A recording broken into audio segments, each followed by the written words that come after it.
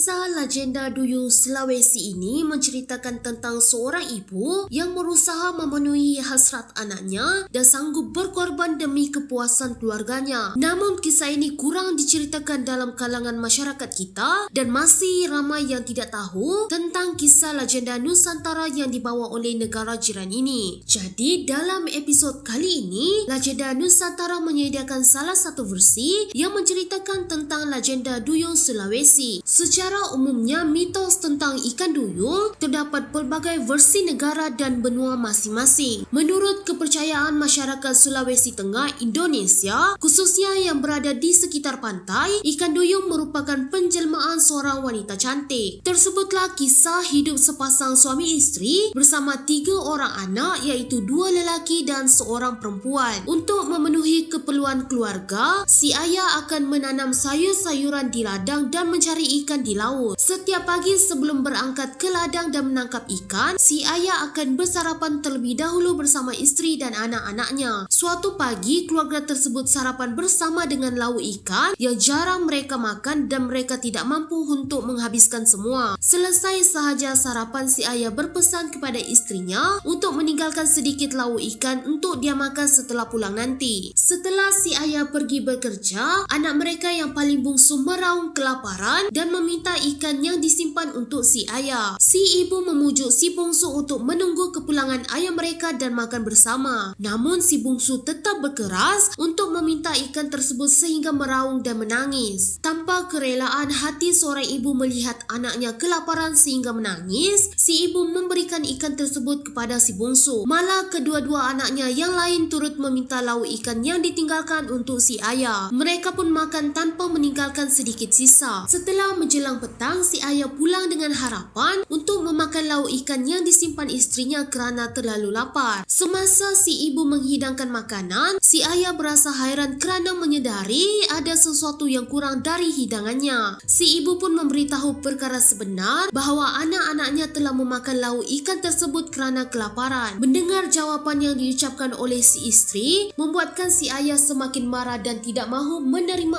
alasan yang diberikan oleh si ibu. Si ibu terdiam dan hanya mampu meminta maaf kepada si ayah, namun permohonan maafnya ditolak dan si ayah tetap memarahi ibu berkali-kali. Setelah menjelang waktu malam, si ibu yang masih bersedih membuat keputusan untuk meninggalkan keluarganya dan menuju ke laut. Si ibu berfikir bahawa dirinya sendiri akan mencari ikan untuk ahli keluarganya. Pada keesokan paginya, si ayah dan 3 anaknya telah bangun dan menyedari bahawa si ibu telah tiada. Mereka segera bergegas keluar mencari si ibu di pesisir pantai. Si ayah hanya menunggu di rumah tanpa melakukan apa-apa dan tidak risau akan kehilangan si ibu. Ketika di pesisir pantai, si sulung memanggil-manggil nama ibunya dan melihat si ibu muncul sambil membawa beberapa ekor ikan. Si sulung dan adiknya berasa gembira kerana si ibu memberi ikan tersebut kepada mereka dan menyuruh untuk mereka makan bersama si ayah. Si sulung mengajak ibunya malah ditolak kerana si ibu masih ingin mencari ikan untuk keluarganya. Ketika si sulung membawa pulang ikan, mereka segera mengajak si ayah untuk makan ikan tersebut tanpa menghiraukan si ibu. Pada keesokan pagi, mereka semua menuju ke laut untuk mencari si ibu. Namun si sulung dan si ayah terkejut melihat wanita yang bersisik muncul memberikan ikan kepada mereka. Si bungsu berasa takut dan menangis tanpa henti. Si ayah meminta ke semua anaknya untuk beredar dan mengatakan bahawa wanita yang bersisik itu bukanlah ibu mereka. Dengan perasaan yang sedih dan hampa kerana dilayani teruk oleh darah dagingnya sendiri, si ibu yang telah menjelma menjadi ikan duyung kembali ke laut dan tidak pernah muncul lagi.